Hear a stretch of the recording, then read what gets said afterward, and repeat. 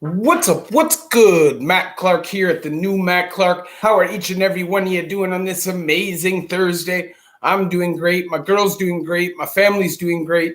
I hope each and every one of you are doing great, even though we're living in times that, let's be honest, they're just not that great. Let's just be honest. Keeping it true.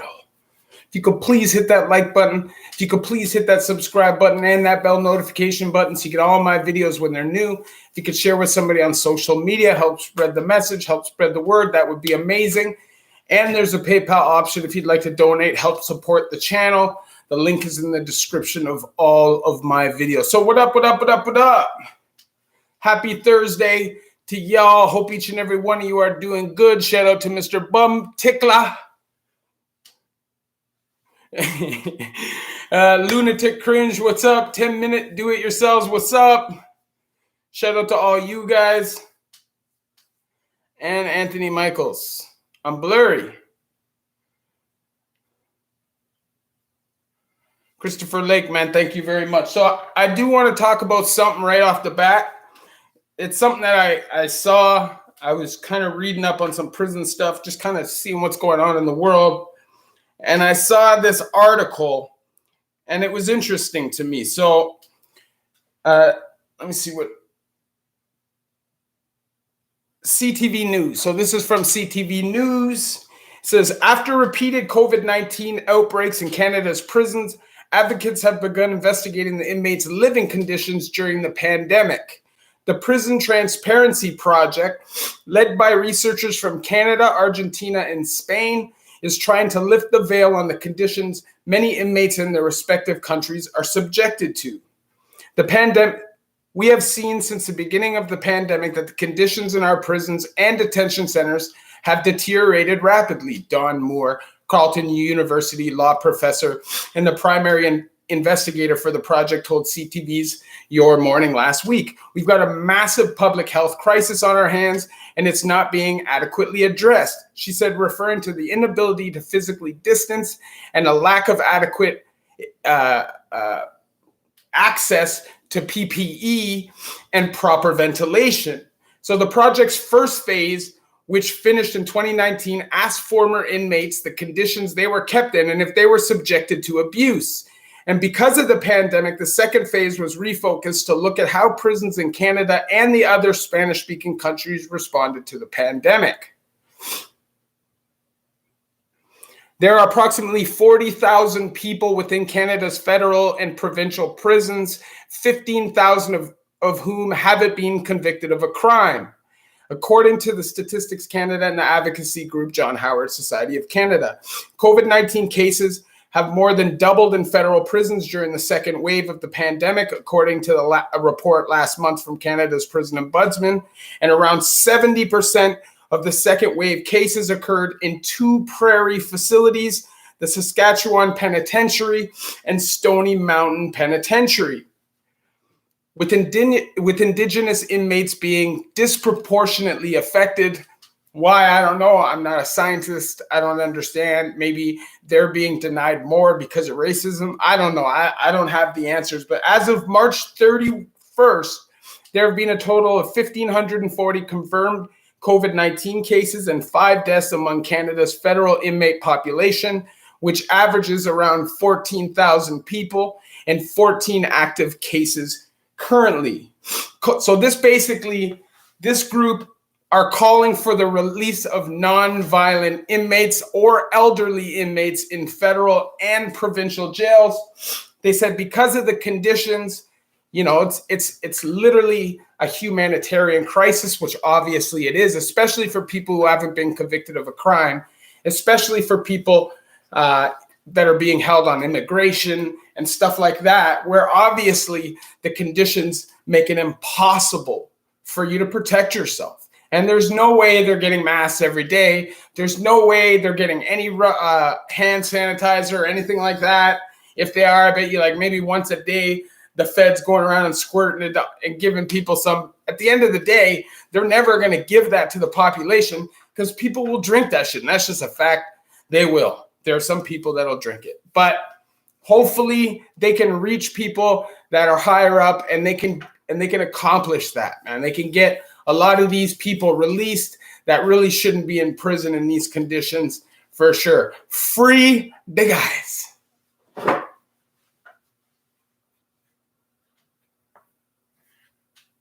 I never said fake pandemic. Ryan Foster, what up? I know people that personally have had the pandemic. I don't have had the virus, so I know people that have died from the virus. So they're old though; they're old people. But I do know young people that have gotten sick, and somebody that I know really well got really sick, and he's a healthy person, but he didn't die or nothing. But at the end of the day, to each their own. However you feel about it, I'm not really going to get into all that. Don Nebraska, hope everything is well. Enjoy the nice weather. Thank you very much. The weather has been beautiful, man. The weather has been beautiful. Vaccine is not really a vaccine by the definition of vaccines. It's an RNA vaccine. You're right. I feel so badly for these people. 12 people on my wife's side have got it and was nothing. Yeah, and it just depends, man. There's a lot of different factors, You got to remember, in Canada, people are a lot healthier than they are in the States. It's just a fact. The amount of diabetes and obesity down there is more than anywhere in the world. And those are the main causes of death with COVID. So, at the end of the day, it's dangerous, sure. How dangerous? I don't know. There's all these different variants. You never get a true story. So who knows? Who knows? What are your thoughts on prisoners getting the vaccine? Should they get it before nursing homes? I think everybody who wants the vaccine should get the vaccine. I'm not going to say that anybody should get it first. I'm not gonna pit convicts against old people. I just feel like hopefully everybody who wants it can get it. I don't really have an opinion on that. So let's get off this topic. What do you guys want to talk about? I just wanted to shout that out. Anytime people take their time out of their lives to try to help people that are in bad situations and, try to open the eyes of some people, I support that. So, yeah, there's lots of cases everywhere for sure. But it is what it is. Gotta live life, man. Gotta live life. Let's get philosophical. So what's the philosophical topic? There's no way you went to the hospital.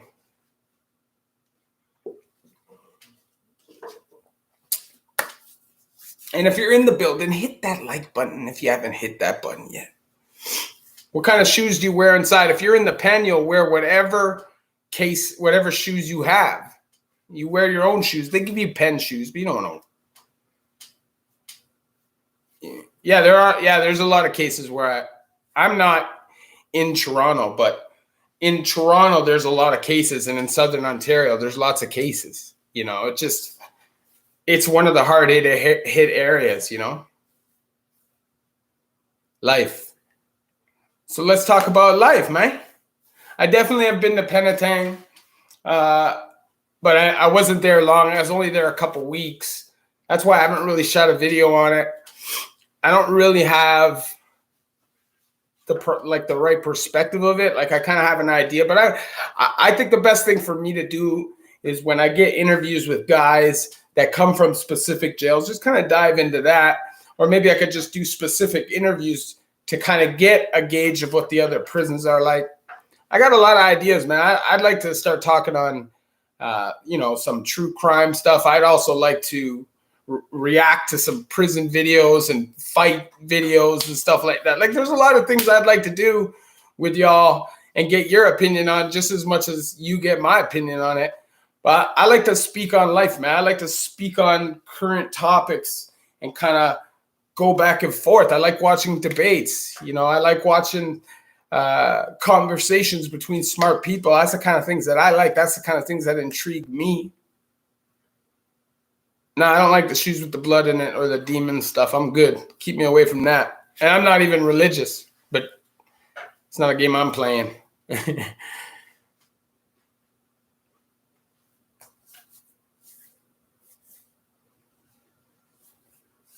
Yeah, for sure. I'm trying to get an interview with a girl that's been to prison. I've done one, but I'd like to get like the hardcore convict female that could come and kind of give the gritty side of it for sure. And hopefully one day I'll get there.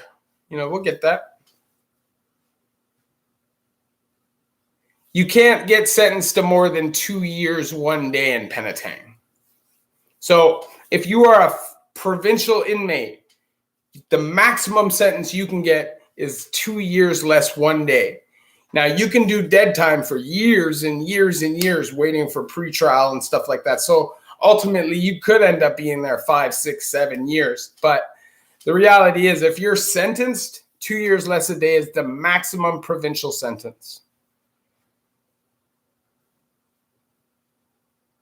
I was in jail for lots of different things, but mainly for break and enters. I have a high-speed chase on my record. I have escapes. I have drug charges. I was just a crazy person that just didn't want to follow rules. I didn't have any crazy violence or anything like that, but I definitely have a lot of criminal offenses. Yeah, I'd love to do an interview with Thomas Lamb. I reached out to him and he never got back to me. So, I'm not going to beg the guy. I think his channel's dope. I think he seems like a smart dude and would love to talk to the dude, but I'm not going to force him. I guess he probably just feels like we have a different thing going on our channels, and that's his right. Shout out to him. Shout out to his channel. Go check it out. At the end of the day, I'm happy that anybody can turn their life around and be positive and use their story to try to uplift and motivate people rather than go the opposite way. You know what I'm saying? I definitely fought people in prison. I never stabbed anybody. I never had to stab anybody. I never had anybody try to stab me because I knew how to do time. I didn't get involved in all the politics. I didn't try to carry a banger on me all the time. Of course, there's access to that if something does pop off, because it's possible. It doesn't really matter if you want to avoid it or not. But, at the end of the day, in the Canadian system, if you just do your own thing, man, you just roll like a neutron, you're good, man. And people will respect you from all sides. The best way to do time. Know what I'm saying? But I fought lots of times in prison. I just never decided to stab nobody.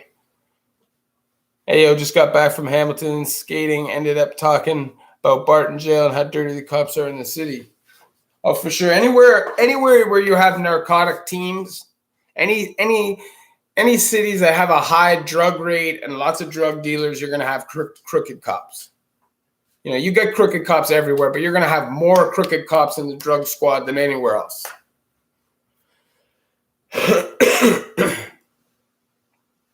You should do a prison food recreation channel videos. Honestly, I was thinking about also getting back into working out and seeing what happens. I just got a lot of ideas. I just need the computer, and we're gonna get that soon. So it's just a waiting game at this point.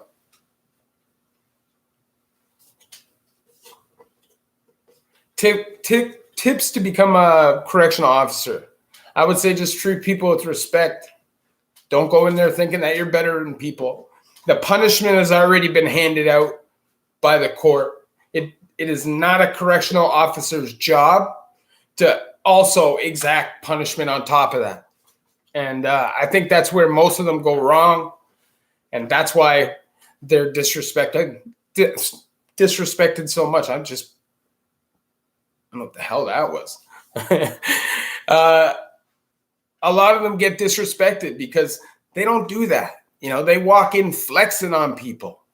They walk in trying to intimidate. And if they're not trying to intimidate, they're just moving like a real POS. You know what I mean?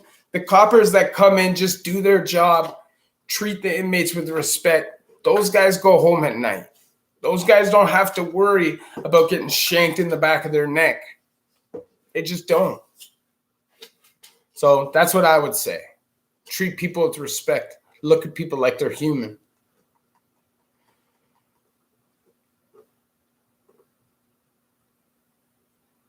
Okay, please, what is box teething? Box teething is stealing from somebody. Okay. Yeah, I cook guys in prison for sure then. You know, anybody who's done a lot of prison's been in fights. Have you ever thought about doing a jail tour and history of closed down joints? Nah. I got no interest in going back to any prison unless it's for a ghost hunt. I'm definitely down for the ghost hunt, the lock-in somewhere haunted, down for that. But other than that, nope. Yeah, like there are COs that don't run around trying to act tough and trying to flex on people, and people don't necessarily hate them. Sure, there's that line, right? Of course, but you'll see people laughing and joking with them, and they're not walking around like this. There's certain feds that were in the Ville that would just go out of their way to mess with you, just go out of their way. And they cause problems. There's riots because of them. Stuff like that. Urban Burner, man, what's up? You got to get high schools and spread the knowledge, Matt. Cut off the shenanigans before it escalates. Yeah, for sure. I'd love to get to schools, man. I'd love to talk in schools. At the end of the day, you got to make money from doing this stuff. Obviously, I wouldn't necessarily need to make money to go talk at a school, but if you're going to commit to this, there's got to be money at it, because you can't just spend all your time for free. So it's about figuring out how to kind of do that properly and not disrespect anybody and show that you really want to do that. But I definitely would go do some schools pro bono, 100%, because I feel like I never had that opportunity. Sure, they would send guys in, but not the kind of guys you really want to hear from or you feel have really lived the experiences. You know what I mean? Have you ever seen a situation to help someone when getting beat down but knew it was coming or deserved it? Yeah. I've seen guys that you just know they're going to get cooked and you feel for them, but you can't. They're not your homeboy. You can't go warn them. But, at the end of the day, prison is prison, and you don't really know the politics behind someone. Now, I've never seen a correctional officer get killed. No. I've seen a correctional officer get punched out. I've never seen one get killed. I've seen a couple get in fights. Steve. It's Eddie, 416, Chad Richardson. What's up? Inside. Situation to help someone. Yeah, on the inside. For sure.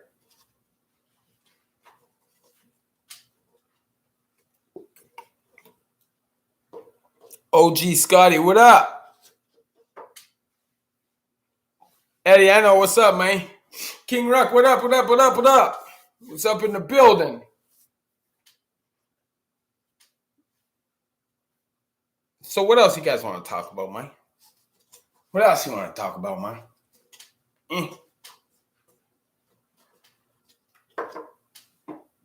I got coffee and the water.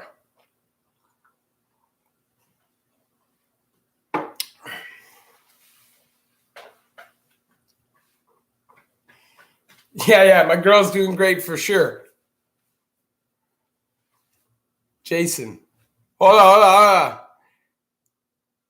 Bro, it's like the U.S. and Ontario prisons where whites are the minority. I wouldn't say that whites are the minority in Ontario prisons. I'd say that there are jails where whites are the minority, but I wouldn't say necessarily penitentiaries. I'd say it's pretty 50-50.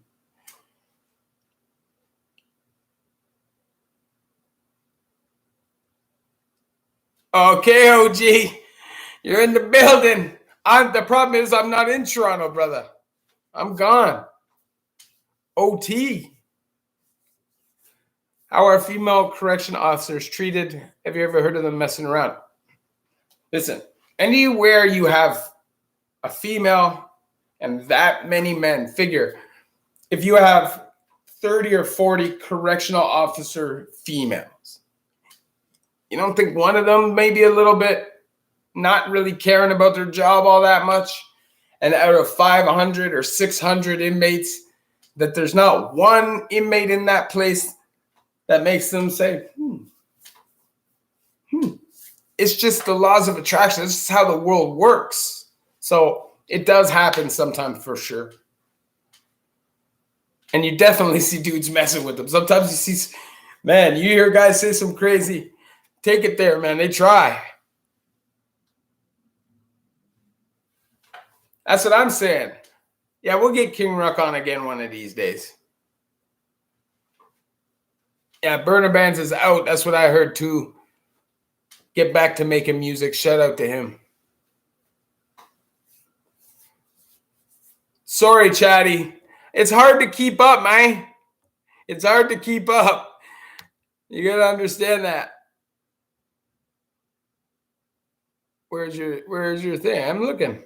I don't see anything from you. Hold on. What will happen to that Adam Strong weirdo? Is that who? Which dude's that? Is that the guy that? What dude's that?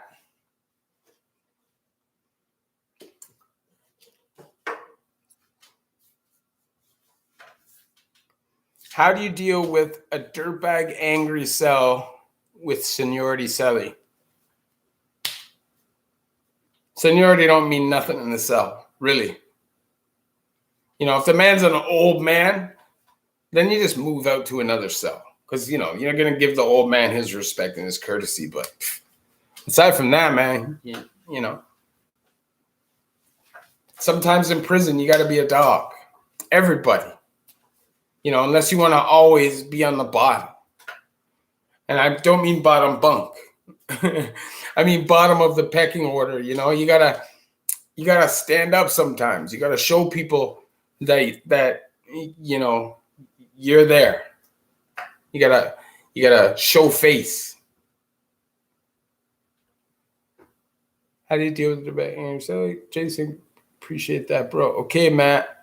Time for you to tell us another hilarious jail story. Okay. Oh yeah, that guy's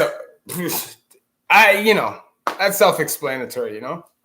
I don't know who, but anybody who's, you know, I'm a nobody. And if you did something like that to one of my family members or somebody that I knew and cared about, I'm coming for you. And I'm going to hurt you bad. I'm going to hurt you bad.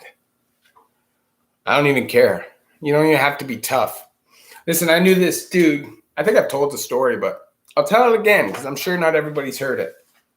But I knew this dude. This guy was like a civilian dude, but his daughter or his niece, I can't remember exactly which one, had been molested and or raped.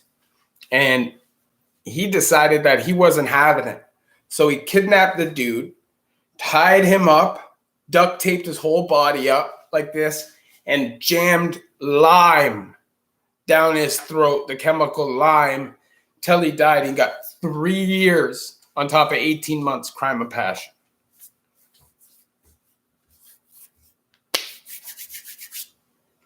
People don't be liking those guys, you know. Even civilians don't like diddlers and child molesters, so hilarious prison story. I'm just trying to think, man. There's some really funny things. You see some really funny things. I'm just trying to think off the top of my head. It's not really funny, but I'll tell you. In prison, you meet a lot of crazy characters. And I remember this one crazy old lifer. And this guy had a snapping turtle in his pocket all the time. So he'd literally just be walking around the yard with this snapping turtle that he could hold, and it would like nestle him. And this snapping turtle loved him. Funniest drug buy story. Huh.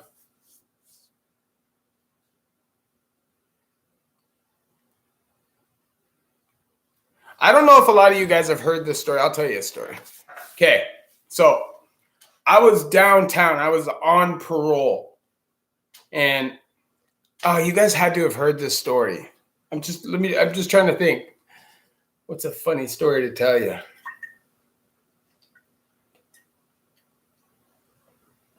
You put me on the spot. That's the problem. I'm having a hard time coming off the top of the head with it. I need some time to think about that. Because the reality is there's so much information. When you've done that much time, there's just so much information. And a lot of my life, I use drugs. So I have a hard time putting it all together. It takes time. Sometimes it'll just be, I'll watch this video or I'll be doing this and boom, I'll remember this. And then that's how it works, you know? Something I busted a gut to. Okay, so but the problem is I've told you most of these stories. You guys know the mailman fighting story. You guys know the lovers quarrel in the yard at Fembrook story. What about the two big okay, so I was in Fembrook and we were playing baseball. Fembrook, you know, it's a pretty open concept penitentiary and there's a lot of sports. There's a lot of sports going on in Fembrook. So people are always outside when it's warm. There's baseball over here. Guys are playing bocce over here. You know, dudes are over here smoking. Everybody's walking the track. There's a lot of people outside and it's active. And I remember this day specifically because of the size of the two dudes. It was like these two fat birds, you know, to be nice. But they're birds, both of these dudes.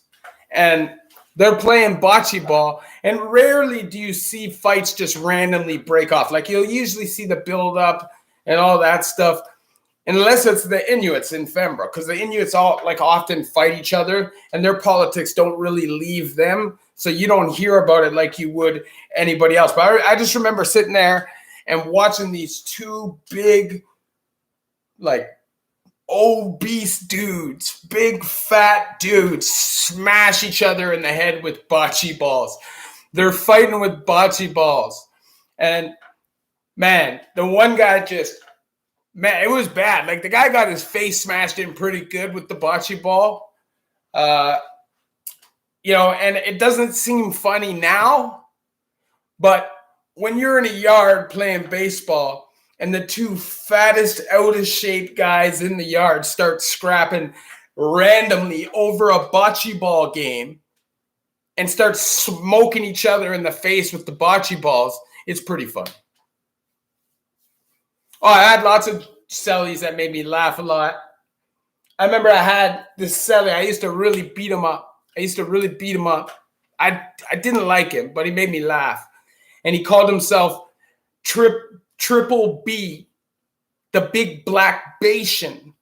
And he was this fat, like, I don't know, he's probably like 20. At the time, I was probably like 23, 24. I was young. And at that time, I was in my years of causing trouble. Like, I was mayhem. And they put this guy in my cell, okay? And that's just not good because we're obviously clashing personalities. I'm constantly working out. You know, I'm not standing at the window watching TV. I'm reading books. I'm not complaining about nothing. You know, like this dude is like a short timer who's always bitching about everything. He smells. He's dirty. He never wants to shower. And he's clearly Indian. He's clearly coolie. But he keeps arguing with me that he's black because his dad's black. And I'm like, man, listen, I understand that you have black, like, heritage. But you are coolie. I know what the difference between a black person and a coolie person is. And I'm not trying to be disrespectful, bro, but you're not black. You're coolie. You have straight hair. Your skin is brown and not even dark skin. So I used to just decide that I'm going to put this kid through the ringer because he needs to learn. And I was mean, I'd literally like wake up at 3:00 in the morning and just pull him off the top bunk and just wham, wham, wham, Charlie horses, and then go in and go to sleep. And just totally ruined his life for 30, 40 days. He kept trying to get moved out, and they wouldn't let him move out. Oh, it was bad. It was bad. I was mean. Yeah, I definitely know how to play bridge. I'm good at bridge. Not Indian, West Indian. Yeah. But what I meant by Indian, not from India. I just meant like he's coolie. He's native. He's not black. That's what I meant. JJ, respect. And when you're in the bucket, when you're in provincial, like I remember one time, it's late, and they're bringing these guys from court late at night, and I see this poor old guy. Like the guy's old, okay, and he's going to everybody's cell. And keep in mind, this is a young block. This is like a young range, okay? And they take him to one door. Guy's like, yo, beat it. You're not coming in here. And Fed just closes the door. The next door, yo, beat it. Move from here. You're not coming in here. And they're like trying to put him in TV cells with guys that have been there for years, and they're just not having it. So I felt bad for him. So I knocked on the door. I said, yo, send him in here. He'll be all right. So they bring him in. It's the biggest mistake. This guy was a bug. As soon as he came in, he just immediately fell asleep, didn't make his bed, didn't like brush his teeth, didn't do anything like that. Like you figure the man's at court all day. He never had a chance to shower, nothing. He just climbs up on the bed with his shoes on, everything like that. And then just randomly in the middle of the night just gets up and starts like dry heaving off the end of the bed. And, it wasn't a good night. He was on the door in the next, 15 minutes and gone. Next walk. Whoosh. Later, bro, if you don't get out of here, I'm going to smash your face in. I told you, you're just going to dry heave all over the place? Like, seriously? You're not even covering your mouth. You didn't even brush your teeth. Are you nuts? It just shows that a lot of people have no social awareness. Like you see it even with young guys sometimes. When they come in, they don't understand the concept of boundaries. Like they don't understand that there's guys that could be there for years, months, however long, and it's not good for them. Like this is not good. Like the next day you're going to have to get out. You're going to have to move. But they walk in there and immediately like, hey, bro, how much time you doing? Like, what are you in for? And like, how's your family? And how many kids you got? You got a girl, bro? Can I see pictures of your girl? There's guys like that literally the minute they walk in, they're asking, you got weed? Where's the bogey? I got money on the road. Yo, let me get a finger. Like, it's like they've done time before, but not enough to really truly understand how time is. And they come in just trying to play this role. And within 1, 2, 3 days, they're chopped right down. Boom. I don't get it, man. I used to like to have my own cell, obviously. But you can only bounce people out of your cell for so long before they're going to just lock you up indefinitely in seg. They can't really do that now. But sometimes you get a good celly, man. Sometimes you get somebody who you would never expect. It could be like the oddball character, just the total opposite, but good celly. Makes you laugh, like you said, funny at telling jokes, has a bunch of crazy stories. And they just know how to play their position, and they know how to kind of ease in slowly. You can't just walk in like, boom, I'm here, what's up? You know what I'm saying? Get to the toilet at least.